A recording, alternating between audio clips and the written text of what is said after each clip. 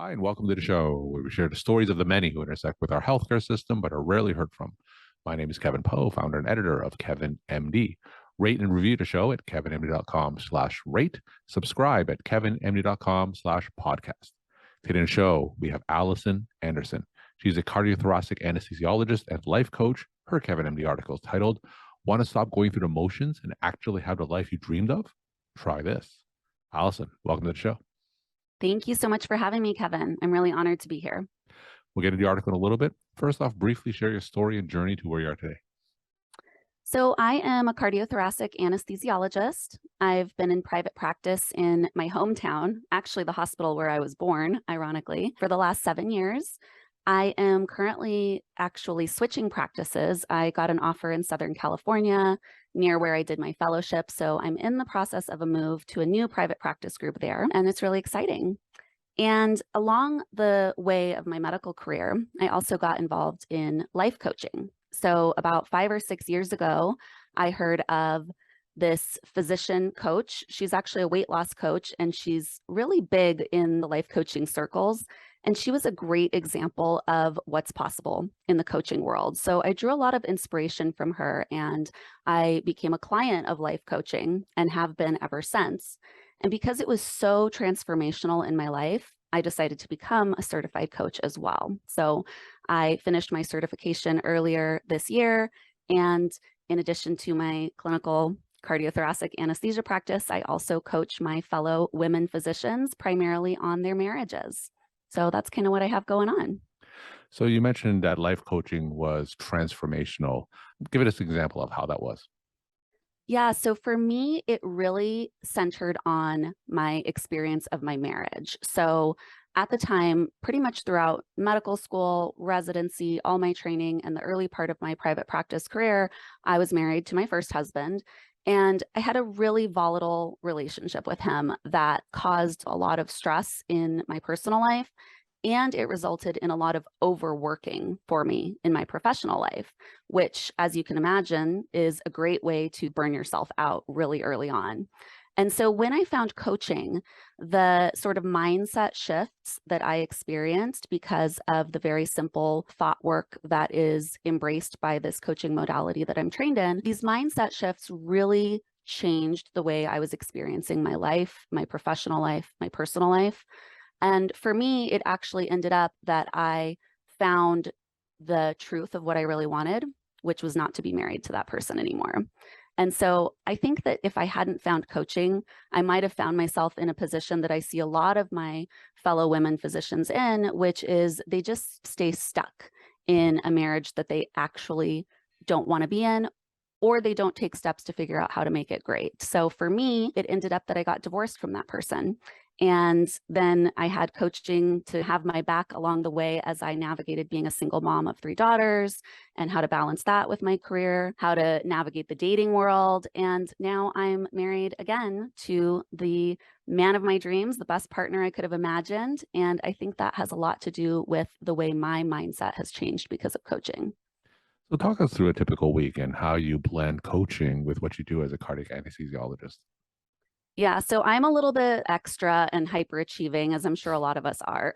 So my weeks are pretty packed. I generally work most days Monday through Friday at the hospital. So because I'm in the transition between practices right now, my schedule is a little bit different currently, but in general, I work mostly Monday through Friday at the hospital. I take some amount of call.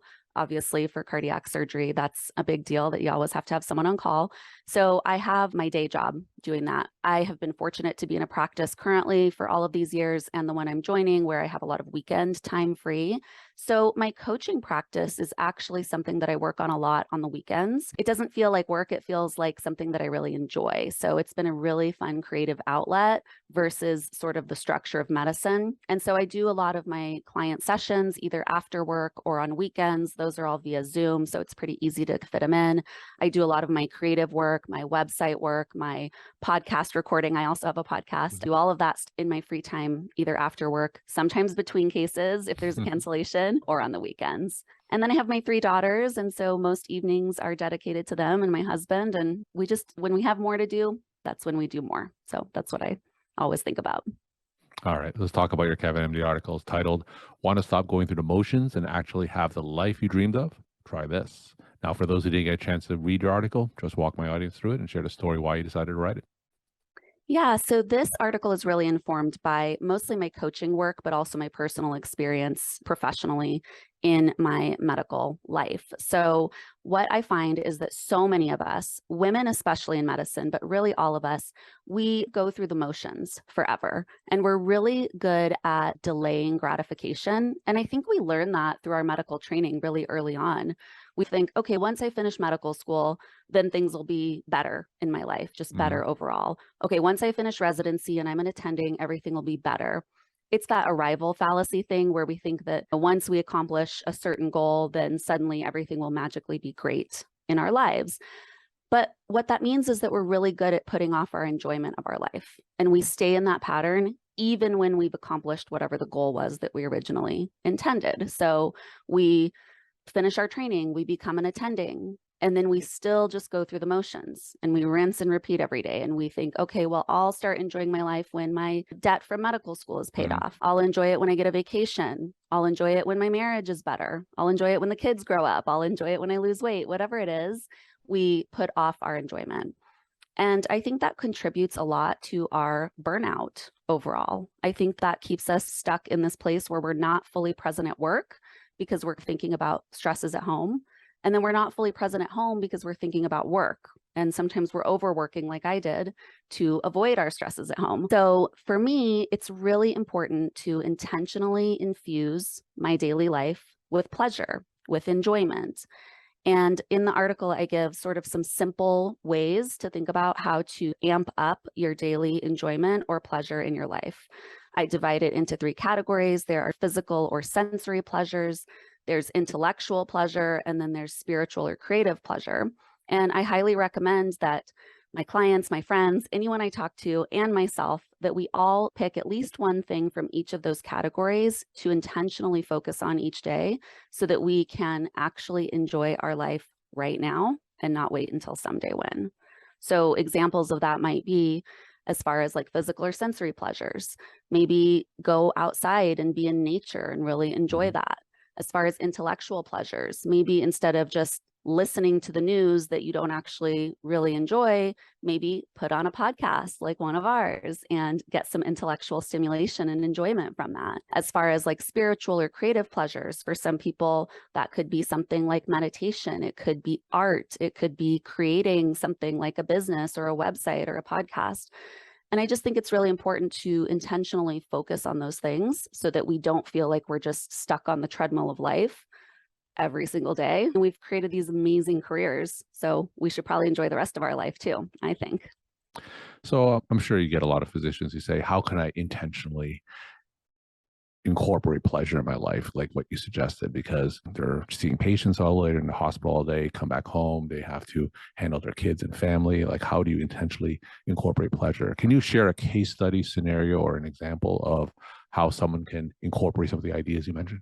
Yeah. So, one really great way that actually one of my clients does regularly now that we've had this discussion is during any type of a break you get at work. So some people might have a lunch break, like if they Mhm. have a clinic, maybe they get an actual lunch break. Anesthesiologists usually don't, but there is at least 5 or 10 minute period between cases sometime in the day. Same with any type of practice. There's got to be 5 or 10 minutes that you have to yourself. And so you can hit all of those areas of pleasure or enjoyment all at once simply by going outside during your lunch break, sitting in the sun or taking a little walk. Maybe you listen to music while you do it. Maybe you write something down in your journal or you write for creative writing purposes. Maybe you listen to something else that's stimulating. You can just do that in 5 or 10 minutes in the middle of your day.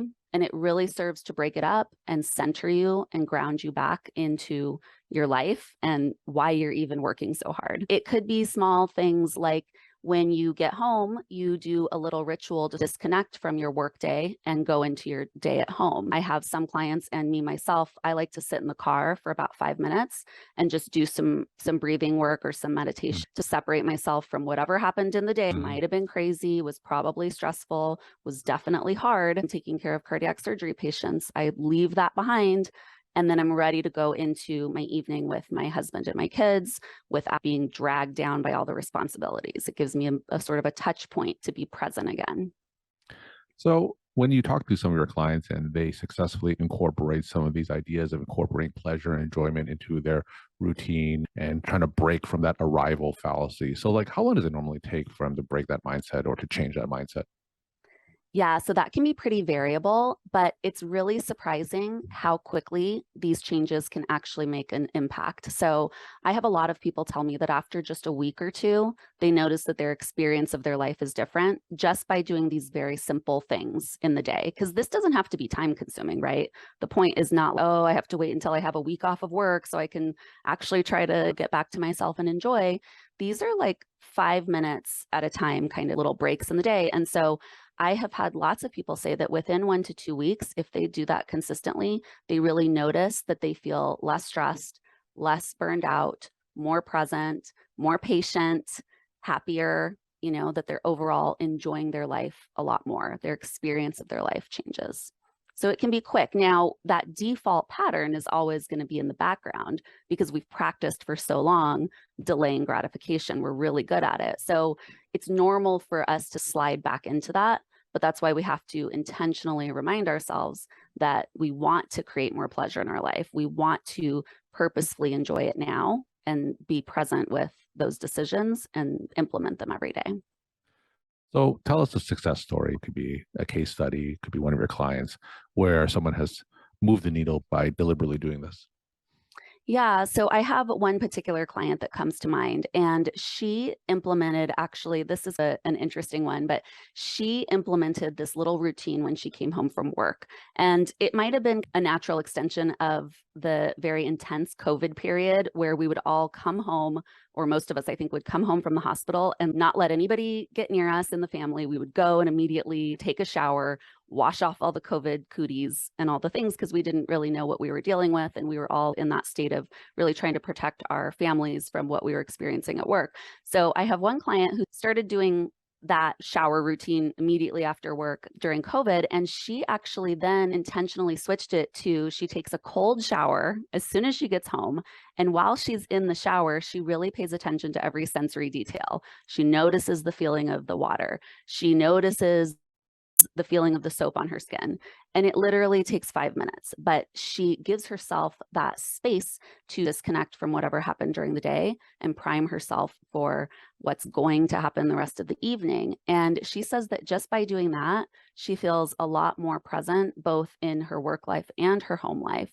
And she's been a lot more patient with her kids and her husband because she's created this moment of enjoyment for herself where she doesn't feel like she's just running on the hamster wheel from work to home responsibilities. So that's one that comes to mind right off the bat.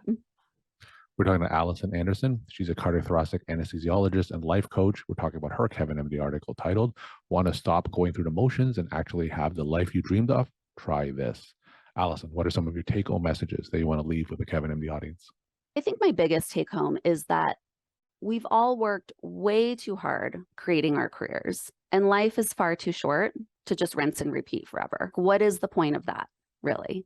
So I would love for us to all start enjoying our lives now. We get burned out, we aren't present in our jobs, we aren't enjoying our life at home. And I just don't think there's any need for that. I think that it can be as small as taking a few minutes in the morning to listen to your favorite music. I think it can be as simple as doing 3 minutes of just breathing and meditation in the evening before bed. All of these little intentional changes can really up-level your entire experience of your life. And then that makes us better doctors, and it makes us better parents, and it makes us better partners and better friends and better in all of the ways. And we enjoy our lives more. So my take-home message is that really, let's stop going through the motions and let's enjoy the amazing lives that we've created now because we deserve it. Allison, thank you so much for sharing your time and insight. Thanks again for being on the show. Thank you so much for having me. It's been a pleasure.